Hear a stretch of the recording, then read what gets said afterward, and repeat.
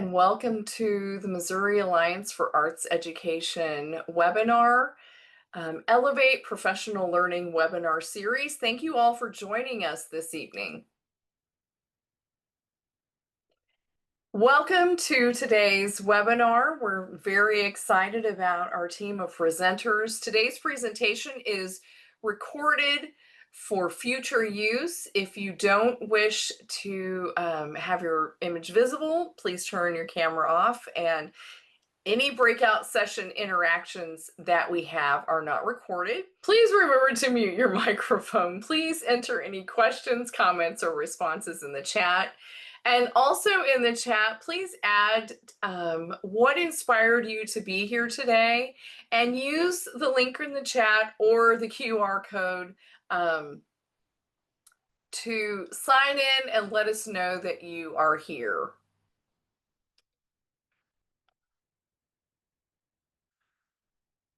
So again, thank you for joining us.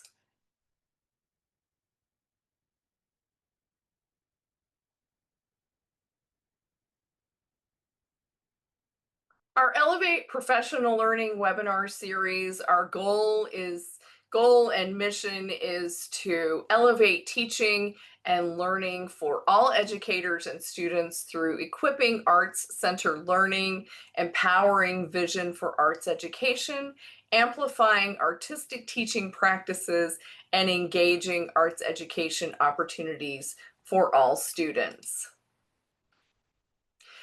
Lauren is going to lead us through a warm-up exercise. Yeah, so I love taking an opportunity to kind of get our brains ready to think about arts integration or think through the lens of deeper thought. So this is just a little warm-up activity we're going to do. It's called slow complexity capture. And what we're going to do is I'm going to share an image with you. And then I'm going to give you a couple minutes of just quiet looking. And on a piece of paper nearby, a Post-it note, in your brain, I want you just to take those quiet minutes to really look and think. Imagine it from different angles, different perspectives. If we can zoom in, we will. I don't know if we'll be able to zoom in on the image, but maybe let your imagination zoom in on what you might see if you got closer to the image or further away from the image. And then we're going to talk about what maybe you noticed after looking at it. You're going to explain it, and then any kind of wonderings or questions that come up. So this is just a really great routine to help slow down, use kind of drawing or other mediums to engage with art, and it just allows for extended observations and to look for deeper things. So here's your image. This is one that caught my eye. The first thing I'd love for you to do, and I'm going to put it in the chat just so you can kind of remember all the different steps, but the first thing you're going to do is just kind of name what you see in the image. And you can just write that down, jot that down on that piece of paper you have nearby, or just keep it in your head. And then I'm going to give you a couple quiet minutes here to capture. So take some time to just look carefully at it. You can draw things that you're seeing or noticing. An important note is that your picture does not need to be like something we're going to hang up in a museum. Just kind of let your hand move, keep your eyes there, and just take a few minutes of quiet looking.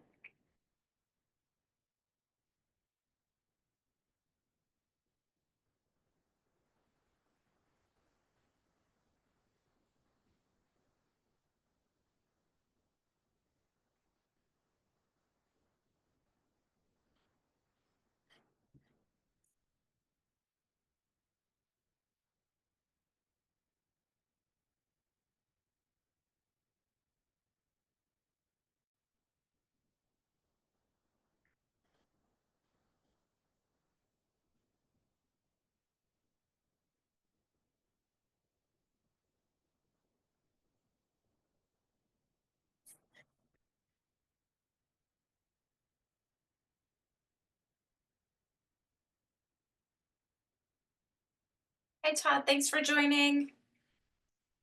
I'm going to drop a quick link for you to sign in. And right now, we're doing a quick um, thinking routine just to get our brains ready. I'm going to drop the prompt in the chat for you as well. You came in during our capture moment, so everybody's deep in thought. That's why we're not talking yet. I'm going to give you about 2 more minutes to keep kind of just drawing different things that you see and notice. If you think you're done, ask yourself, what else? What else is there in this image? All right, keep it going. I'm going to count down from 10 and then pencils down. 10, 9, 8, 7, 6, 5, 4, 3, 2, and 1. So if you guys could unmute at this point, I would love to hear from you all. But what at first, when you looked at it, what is it? What did you see?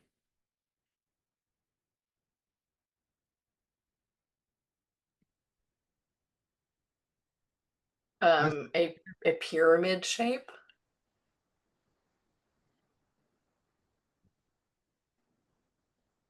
Flowers and greenery. Yep, growth.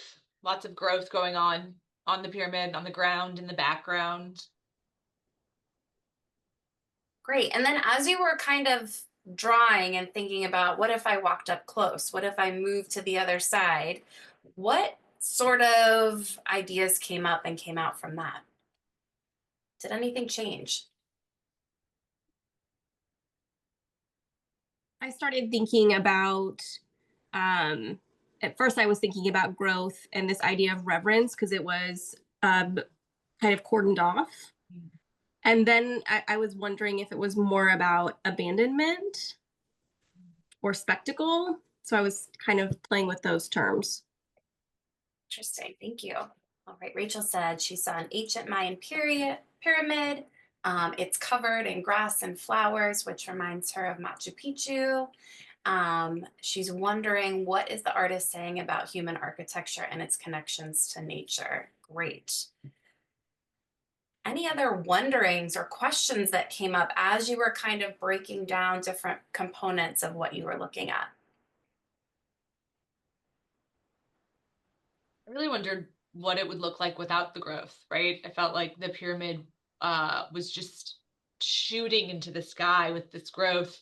But would the shape feel different without all the growth? Or just would the shapes change a little bit? Great. I wonder where it is. I don't know if we were told that before, but where the location is, because I see like a back wall with some graffiti on it behind it. So just where. Good wonder. I would add to that, I felt like that the location was interesting because I felt like the growth on the pyramid was different from the foliage in the background.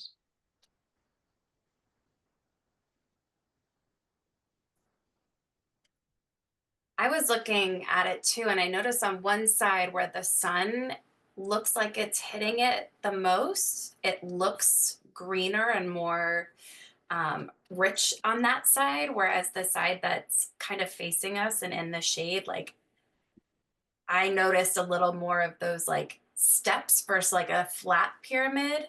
And I noticed some like gaps missing. So it just made me wonder about what is planted there. Is everything living? Is some stuff dying? How is it? How long has it been there? So lots of different questions came up for me. Any final wonders or questions? Great.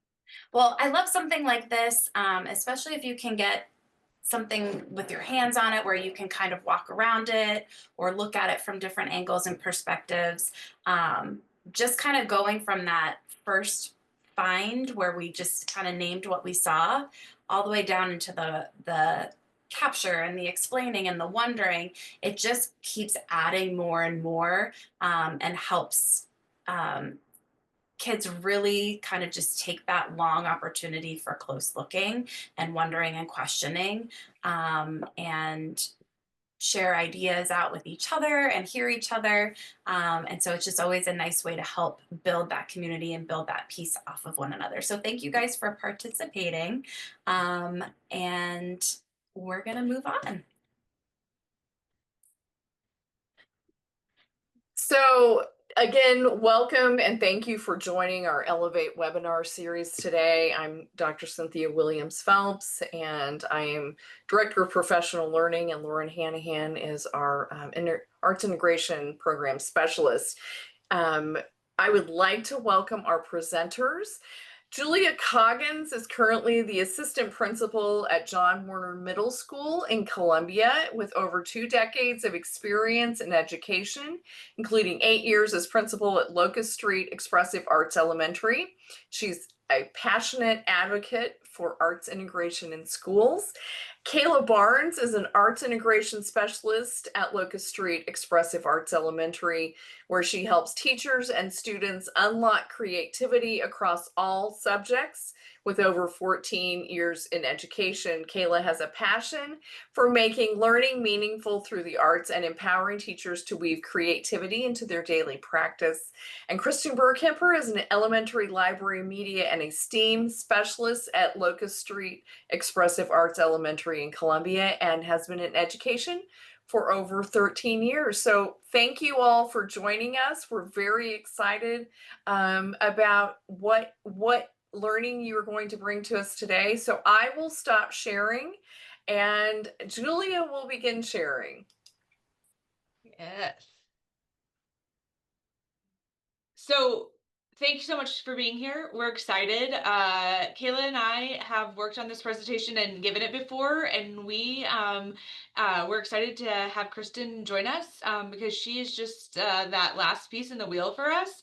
That STEAM part at Locust Street is a huge piece of art integration in our world, and it always has been since we've started to really adapt and focus and work on what arts integration means at Locust Street. And so she's here to kind of add her 2 cents and see what that looks like. So welcome, and let's get started. So today we're going to cover really what the definition for arts integration is. That it was a major foundational piece for us when we were working with Locust Street Expressive Arts Elementary. There has always been a definition for them, but we have really solidified that over the years. We've got some examples to showcase for you, some life success stories, and we've got a couple of tools to share with you on resources for arts integration. All right, Mrs. Barnes, I think this is for you. Sounds good. Okay, so why integrate the arts?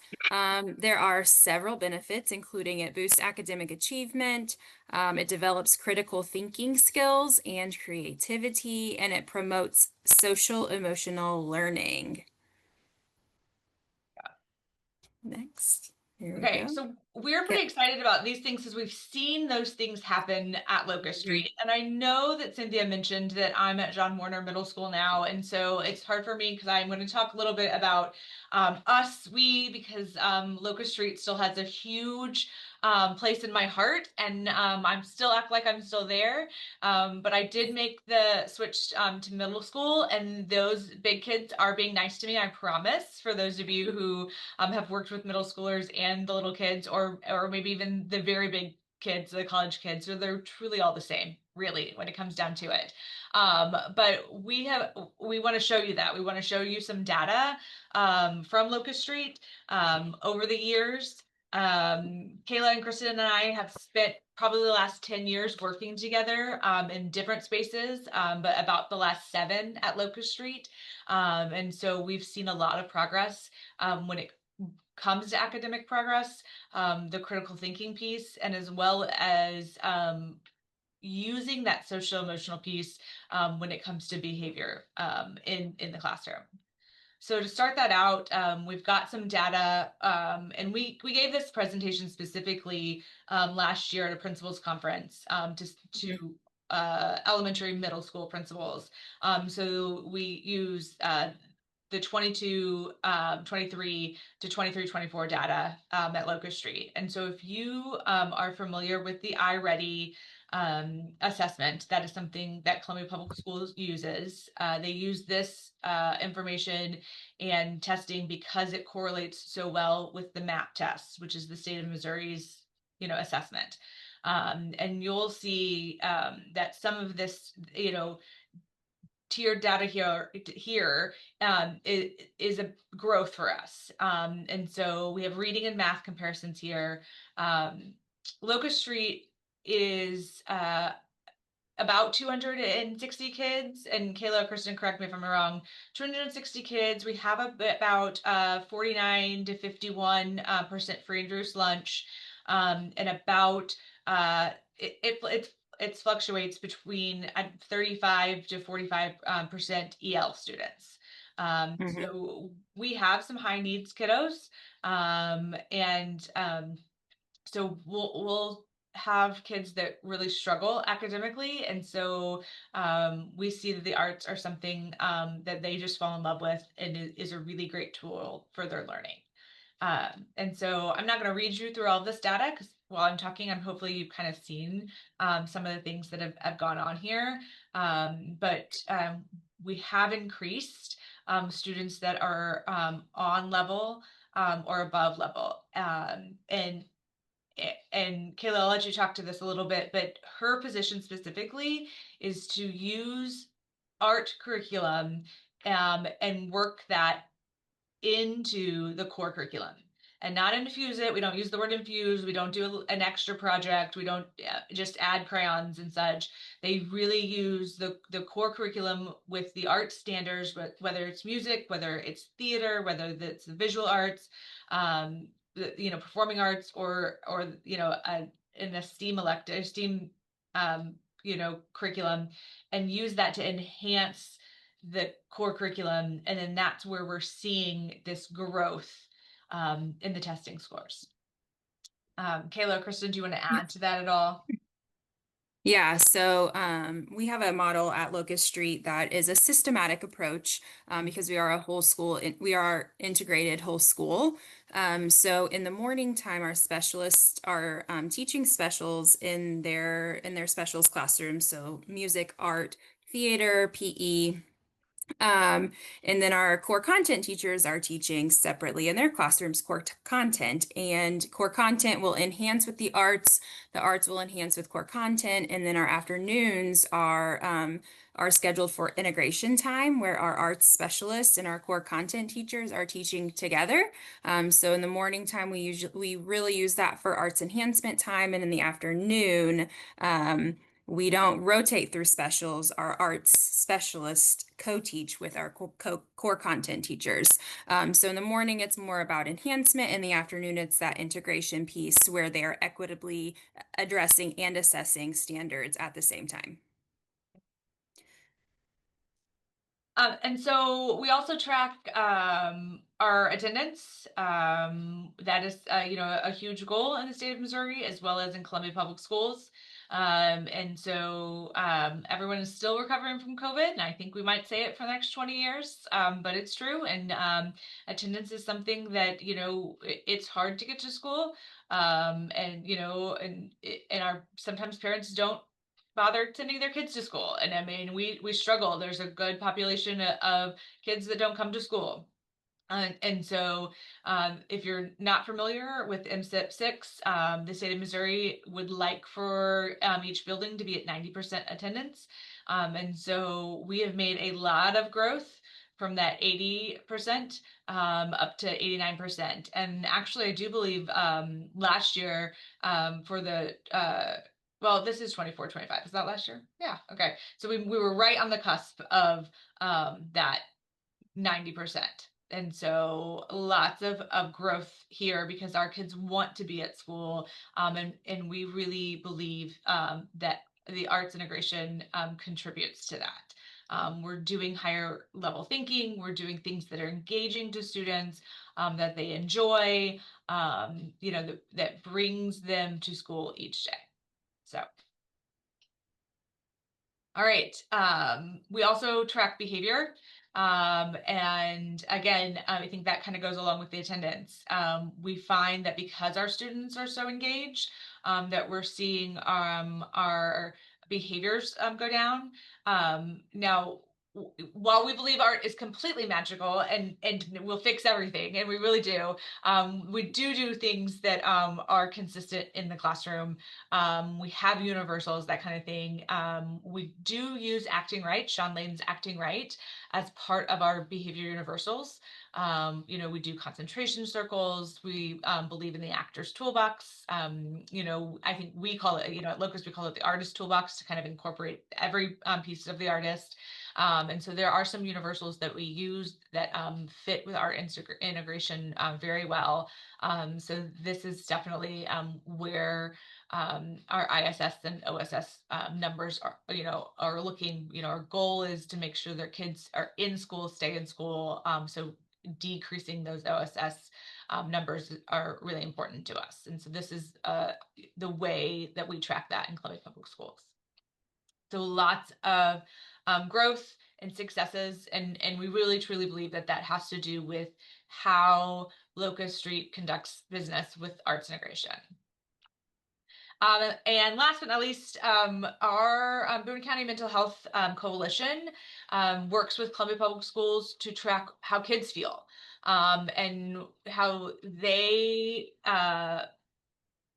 will self-regulate and self-report about their own behaviors and their academics. And so this is from 24 to 25. This is how students felt about their emotional needs, right? And so they'll self-report, and you notice that this typical red, yellow, and green numbers here, but our students are really starting to feel like they are less distracted. They are learning how to be more focused, or just like Lauren walked us through that exercise in the beginning about how to focus, how to explain yourself, how to continue to wonder.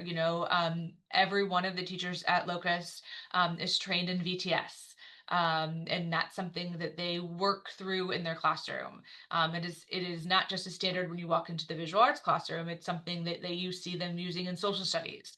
If they're talking about American history, they're pulling out, a painting, that visualizes the concept they're going to start learning, so the kids can have a visual representation of their content. And that really goes a long way for our kiddos.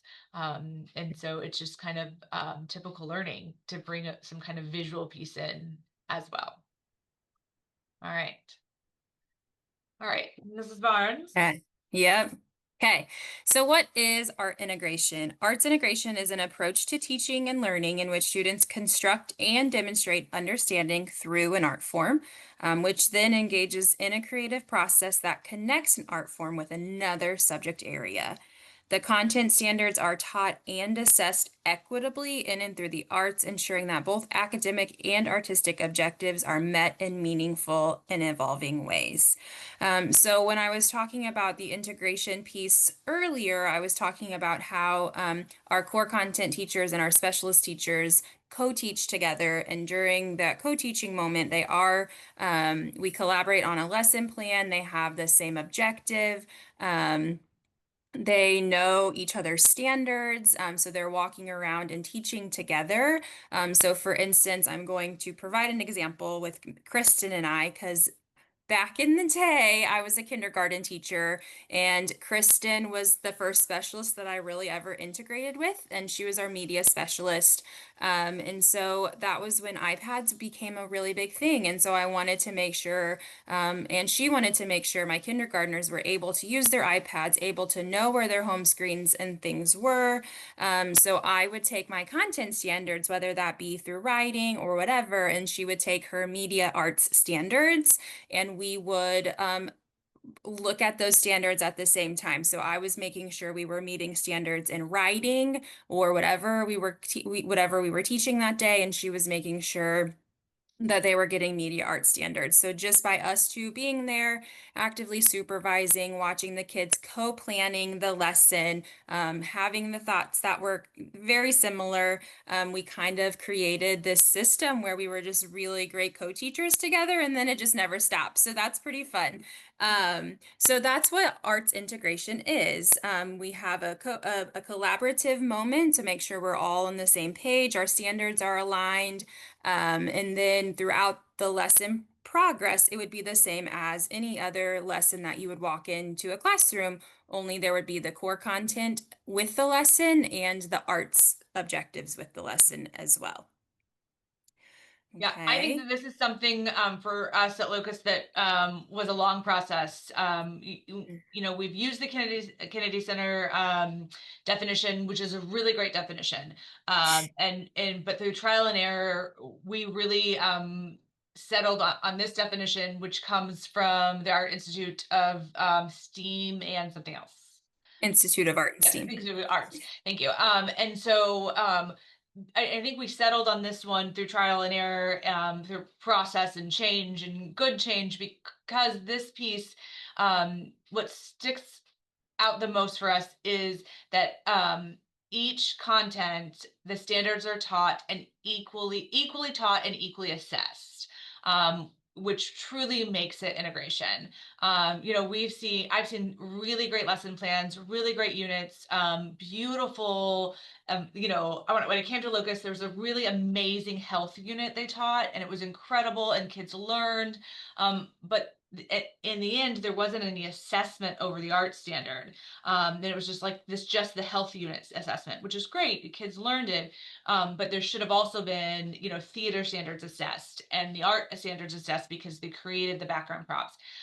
You know, and so that we were kind of missing that piece of all of the assessments. And so as a team, we really settled on the importance of this definition because everything, you know, every element was getting an equitable piece of the pie, you know, an equitable piece of the kid, and everything's getting assessed. And we were making sure, you know, the kids were getting the content for visual arts, for theatrical arts, and you know, and for social studies, if those were the three elements that were going into a unit. And once we did that, we really saw so much growth in our students' learning. We just really raised the rigor, which was a beautiful thing to do. And that was hard to get to that point. It was hard to see our teachers, you know, really grasp that concept because it was easy just to be like, oh yeah, the classroom teachers can do their assessment because the district's made the assessment. I don't have to assess on, you know, this piece of theater arts, you know, no big deal, because there's no assessment on that. You know, I'll just take a Mhm. note. And so we really had to get there, but we did it. So Yep. And to piggyback off of that, just making sure, you know, when you're within your planning processes, just making sure the teachers know what they're teaching, what they can connect it to, and what verbs naturally align. So really looking at those verbs within a standard, because if you're creating an art, but you're identifying in math, then those two verbs aren't similar. So those two standards don't naturally align. And Carolyn, I see your message in. That's why Julia's in middle school to figure this out for us. yes, And so I will say that I'm helping one of her teachers now kind of integrate some of those visual arts standards within her social studies curriculum in 7th grade. And I do have a visual art certification, so I can help in that sense. I could definitely see the struggle there, and it coming from just elementary, not having that middle school background. I would say this teacher for sure is enhancing with visual art, since the art teacher is not in there, but also my role at Locust Street is an art integration specialist, and I get to go in and teach classes too. So I guess that's where it could fall in. You could have someone with an art integration specialist go in and co-teach with the core content teachers as well. But again, Julia's in middle school now because we're working on figuring out the middle school part yeah. too. Well, and like you said, I know you're working with one of my teachers here at John Warner, and she, of course, she she and I both came from Locust, and now we're here at John Warner. She has a really great background in that BTS, and she's teaching social studies, and so she it's a little bit like we're chipping off the things that are easier, right? It's a little easier to say, okay, I'm teaching ancient Greek. Okay, and so then what can I do to find an integration project with visual arts to teach ancient Greek? So there's some things that, feel like they naturally align a little easier. She's got some BTS going, she's got some, little visual arts projects where they're creating some things happening. But yes, she knows her resources to reach out to. But I agree that the middle school system isn't quite structurally set up to have the visual arts teacher, like she's teaching an elective class while my social studies teacher is teaching, so she can't just pop in. And even if I said, okay, let's take those 2 classes and put them together at the same time, one's teaching 7th grade and one's teaching 8th grade. So that integration would be hard too, because they're not, we're going to work on it. I'm going to figure it out. And so it's almost like Cayla saying, if there needs to be like a middle school art mentor, just like our current building has an instructional mentor like every middle school has an instructional mentor, just general instruction, that focuses on, English and math really. But so should that person also be versed in the arts? Yes, they should. So, Yeah, and even like offering those electives, like Mhm. I'm thinking like detectives and math and visual arts and media arts, things like that, within the middle school realm too. Yeah. But definitely enhancements, VTS, those arts integration strategies, which would be visual thinking strategies, Tableau. Those are all really easy things to work into your curriculum in the core content or in the arts content, to add arts enhancement, which is a great place to start.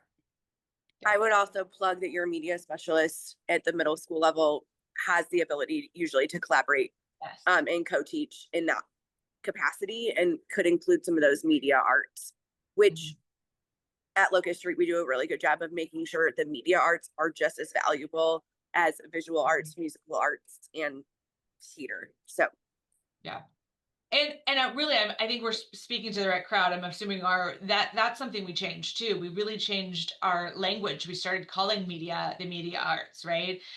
When Kristen came in as the library media specialist, she came into the arts team. And so she was part of the specialist team and the arts team. We don't call them the specialist team; we call them the arts team. And we included that the media arts in.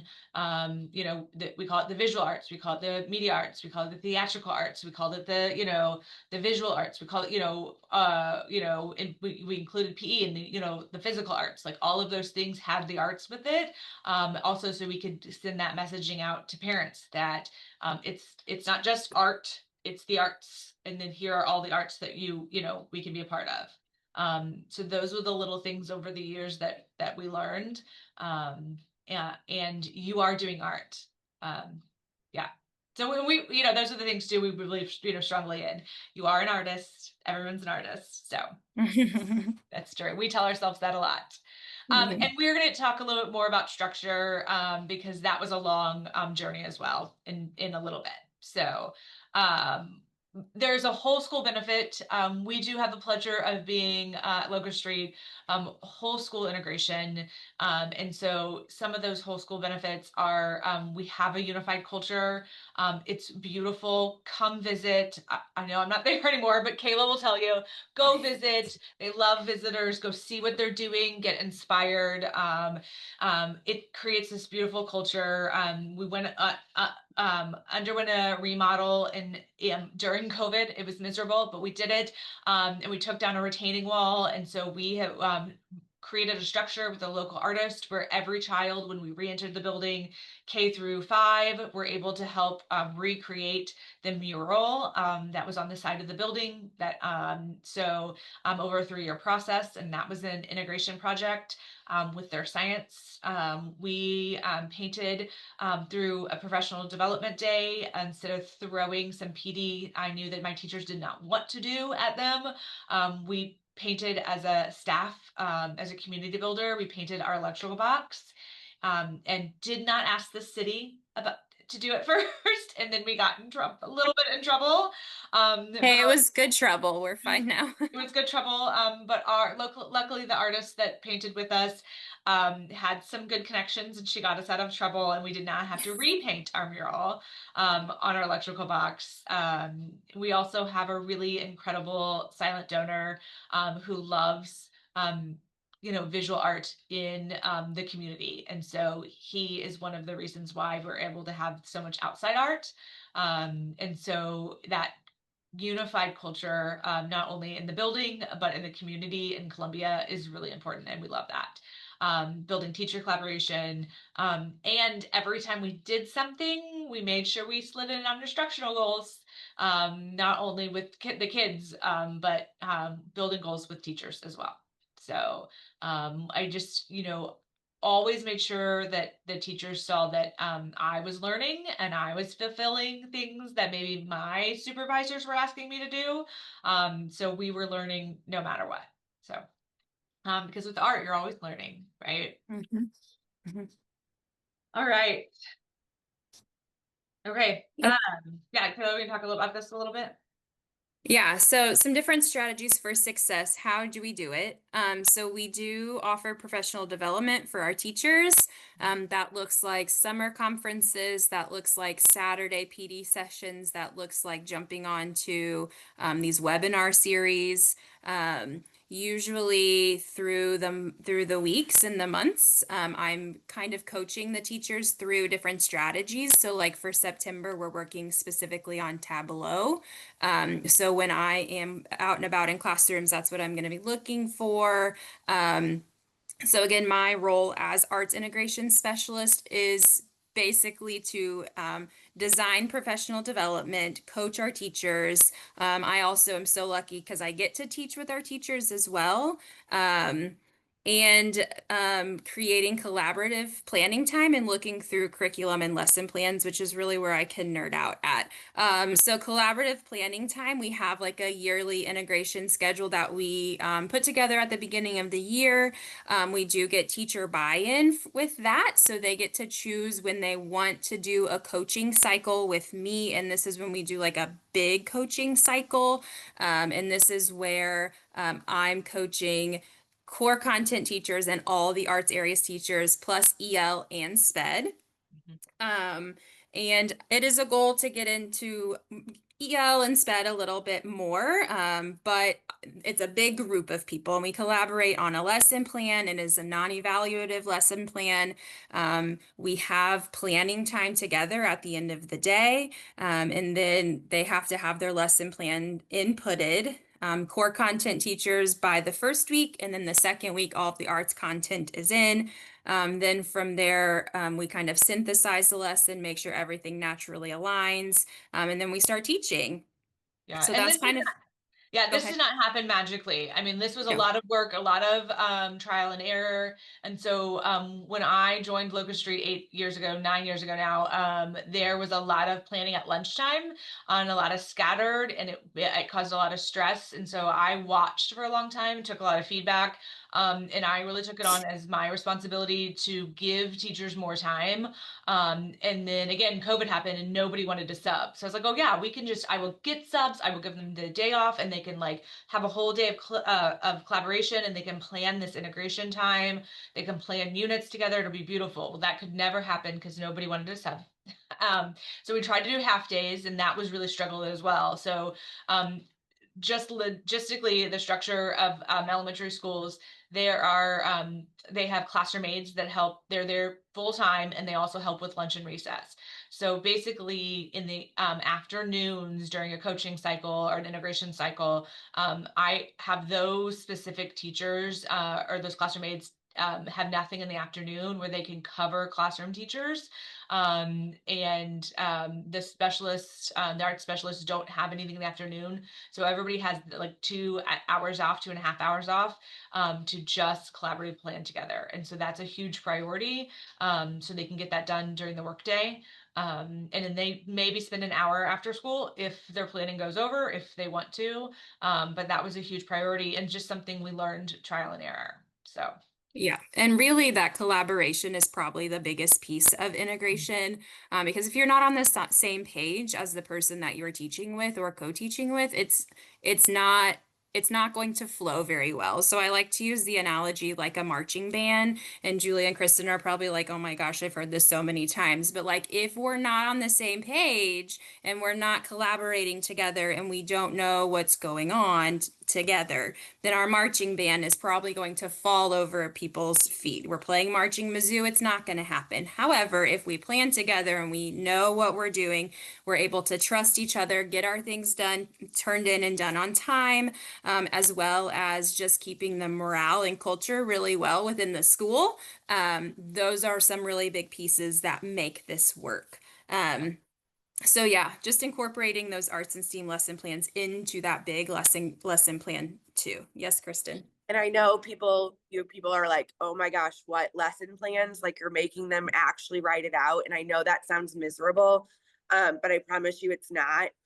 So our content teachers are copying and pasting what they already have, what they already know that they're teaching. And that gives the specialists, the art specialists, even more of that information of what's happening in the classroom so we can build our lessons off of that. So like right now we're doing a 4th grade lesson. I needed to see what they were doing so that I could build my lesson. So today I pushed in and talked all about using a database and taking notes. Well, I needed to know specifically what they had been talking about last week so I could use those as my keywords when I'm teaching my lesson. And so I know it sounds terrible, but I promise it's not hard. It's work your teachers are already doing. It just puts it all into one place, and then it's a magical document that keeps everybody on the same page. And if you happen to use the same integration the following year, it helps your brain remember everything on all of those details, because we have a lot going on and we often forget some of those details. So it really helps us be able to reference back. Right. And In the then- lesson, go ahead. Well, I was just saying, big picture, please don't think that every art specialist is working with every grade level every single week or every month. And so we also organized it because that was a lot of the feedback, was like the art specialists were like, oh my gosh, I cannot get to everybody. I'm so overwhelmed. So if the art specialists are doing a coaching cycle, integration cycle, they might just be working with 2nd grade and 5th grade. And then that they're doing a whole cycle with just them, because there are only so many people. We can't spread them so thin. And then they might do a 4-week cycle with those 2 grade levels, and then that is done. And that's that big cycle where we're doing a full integration project. And then the next 6 weeks, the next 4 weeks, they might go to 3rd grade and 1st grade. And so I think there were times where we were trying to bite off way too much work. So that yearly integration schedule is really important. And that's where those teachers got that buy-in. They're like, okay, well, we really want to do something special with the arts, with our health unit this year, because we have some new standards. We want to do something bigger. We didn't score well on it last year. We need some help. And so we want to do something in October. And so those teachers will sign up for October. So. Yep. And then at the end of, so yes, those are our coaching cycles. And within like a mentor or an instructional mentor role, within my research, it has proven that a collaborative lesson plan does work for that. So that's why I've kind of integrated my mentor coaching cycles into our integration cycles, because I'm coaching our teachers through those. And this is what our lesson plan document looks like.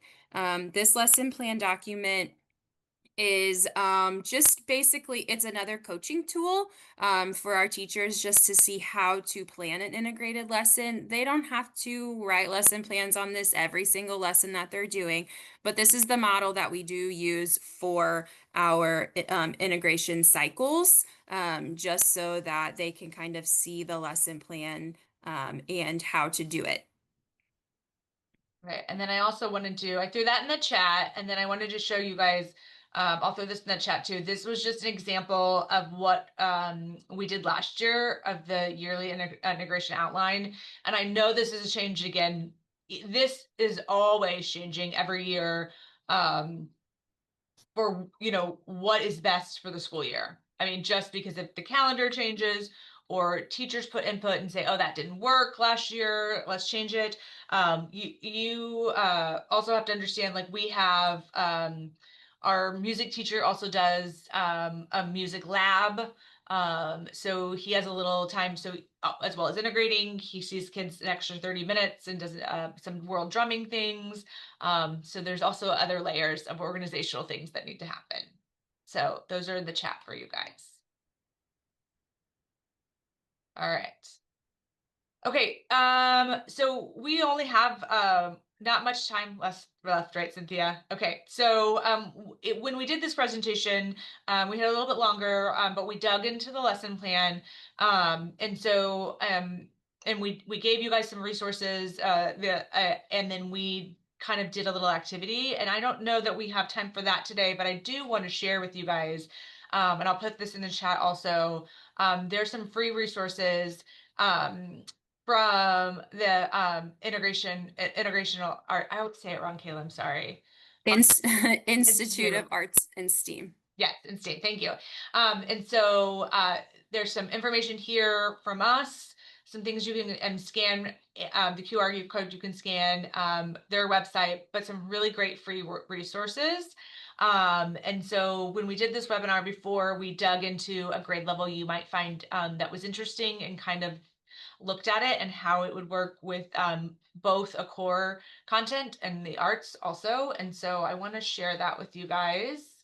So I'll put that in here and you guys will have access to that, as well as if you go to this page, you can find where those resources come from.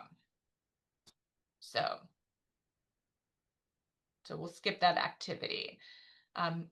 Yes, of course.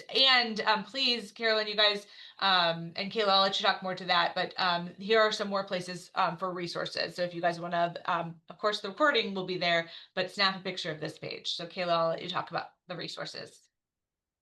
Yeah, so these are just some different resources for arts integration. My research primarily through art integration was done through the Institute of Art and STEAM. So that's why a lot of the resources here are that. But I do use National Art Educators Association, Kennedy Center, STEAM projects, different mentor programs, Edutopia's Art Integration Hub is really cool. And then just using like Missouri Arts Council, things like that. So there are lots of different resources. And this little continuum on the right side is just kind of like an implementation wheel. So it's a really cool thing.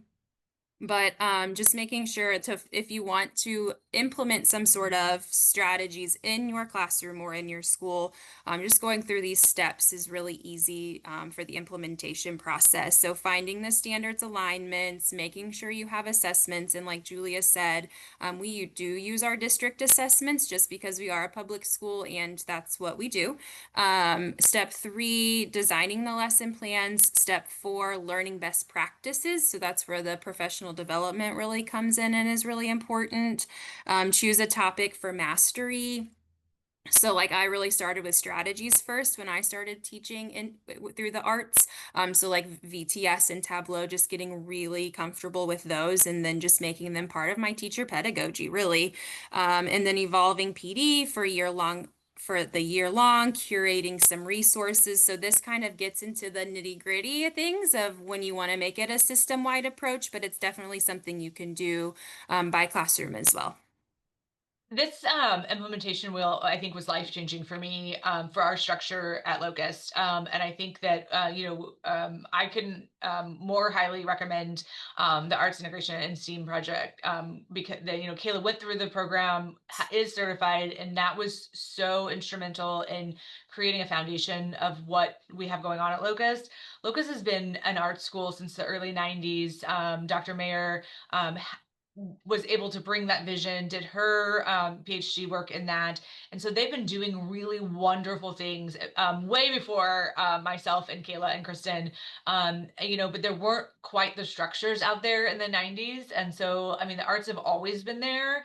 But once we kind of like this implementation wheel was like presented in this beautiful rainbow format, I was like, oh, I get it. Like, this is what I've been trying to say for the last 8 years. This is what we've been trying to do.